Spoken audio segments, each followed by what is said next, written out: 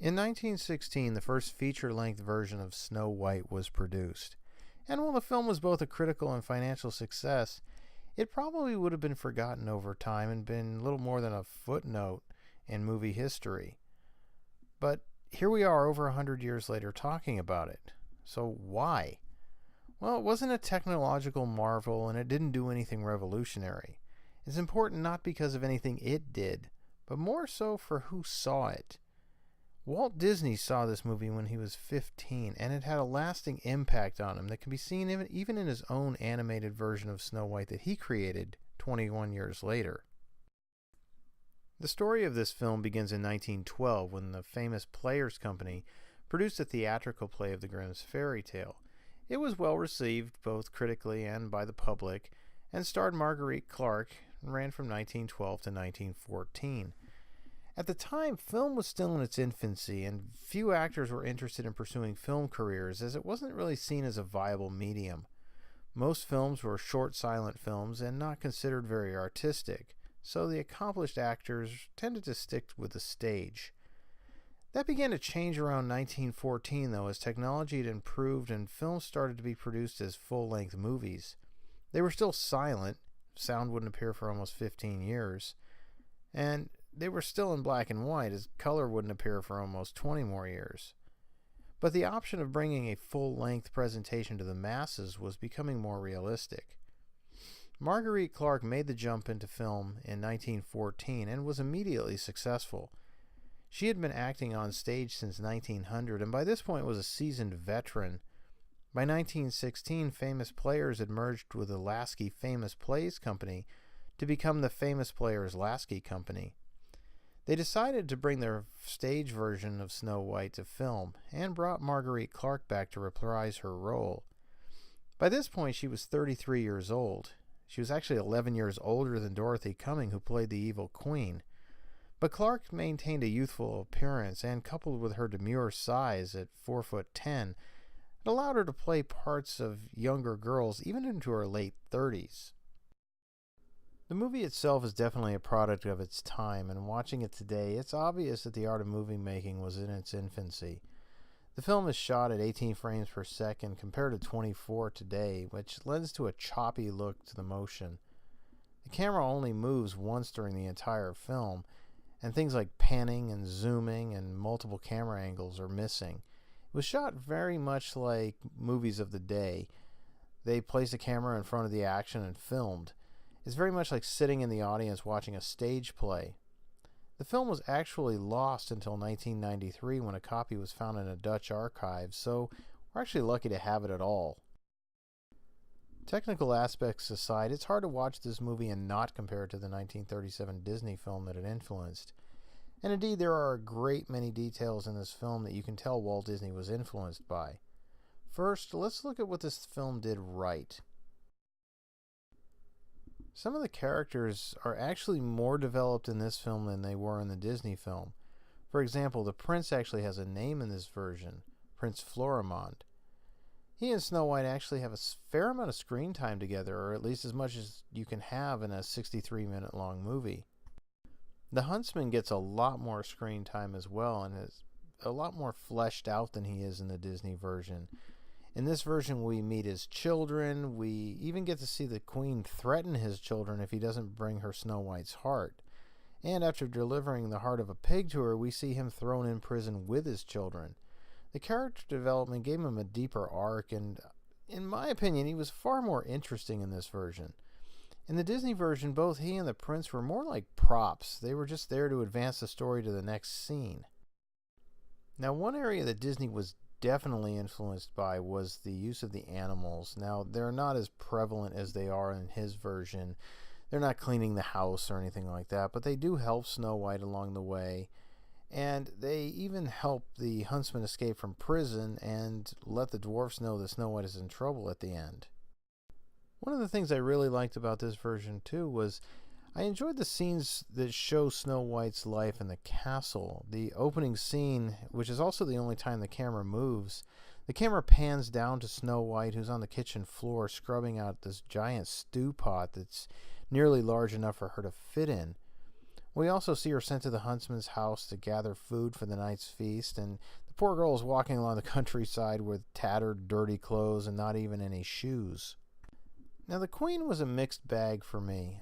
On the positive side, I like that she had a more believable motivation for wanting Snow White dead than just the fact that a mirror told her that Snow White was prettier. In this version, the queen is after the prince, and when he ends up falling in love with Snow White, that's what actually drives the queen to want her dead. So I thought that was a very interesting change to the story. So my favorite difference between this version and the Disney version is the ending. In the Disney version, Snow White is woken up, she says goodbye very quickly, and goes off to live with the prince in the castle happily ever after. That always kind of bothered me. Just after all he had done for her, they were just kind of cast aside in the end. In this version, though, she awakens, and the dwarfs start giving their goodbyes, and she stops them and says, No. You guys are coming to the castle to live with me. You're not staying here. And I just thought that was a better ending. So as much as I liked some of the changes, there were several things I didn't care for. The first thing I didn't like was how they introduced Snow White's mother. We see her on a spinning wheel with some other women, and she pricks her finger. Then, for no reason at all, she goes to the window, opens it, and starts squeezing the blood out of her finger into the snow. Then she looks down at the bloody snow and proclaims that someday she hopes to have a daughter with skin as white as snow, lips as red as blood, and hair as black as ebony. The whole scene seemed a little weird to me for a kids' movie. One thing I also didn't like with this version was the dwarfs. They took so much time to build the characters of the huntsman and the prince, and they made an attempt here. It was really a half-hearted attempt at best. They do name the dwarfs, which actually surprised me, but the names are so interchangeable and so similar that it doesn't help them stand out. For instance, their names are Bick, Flick, Glick, Snick, Plick, Wick, and Quee. And of all of the dwarfs, the only one that's recognizable is Quee, and that's because his personality was so different from the others. He was definitely the inspiration for Grumpy in Disney's version.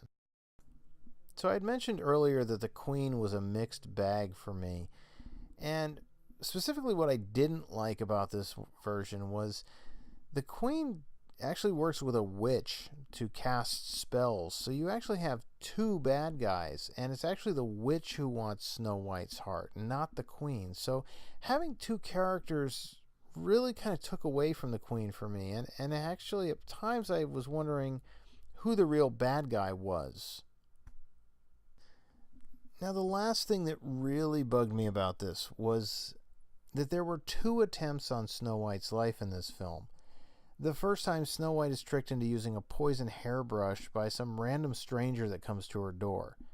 Then, after narrowly avoiding death, the very next day she lets a pie salesman into her house and actually takes a bite of the pie. None of the dwarfs were smart enough to stay home and watch out for her after the first attempt on her life. And then one day later, she lets another random stranger into her house. I couldn't help but wonder, how dumb was she? Overall, I enjoyed the movie, but it wasn't as good as the Disney version. The question obviously is, do I recommend it? Well, that really depends on you. If you like silent movies or plays, or can just enjoy a film for its historical significance, then yeah, it's not a bad movie. However, if you don't like silent movies, or you have a short attention span, or you just really hate plays, then no, this probably isn't the movie for you. They don't make movies like this anymore, and it's definitely a product of its time. For me, I'm glad that I've seen it. The movie's legacy at this point has more to do with who it influenced rather than anything it did for the film industry or for movies in general. In September of 1927, Famous Players Lasky was reorganized under the name of Paramount Famous Lasky Corporation, and later became Paramount Pictures Corporation, which we still know today. Marguerite Clark would go on to star in 40 movies during her short career, and in her 7-year career, she became one of the most popular and highest paid actors of her time. She was considered to be among the top 4 actors, including her, Douglas Fairbanks, Charlie Chaplin, and Mary Pickford. The grind of making movies started becoming a little bit too much for her, though, and she retired in 1921 to spend time with her family. She and her husband lived in New Orleans until he died in 1936 in a plane crash. She died 4 years later in 1940 at the age of 57 from pneumonia. Her home is now used by the New Orleans Library. Sadly, only a handful of her 40 films survive, and she's largely faded from the public eye.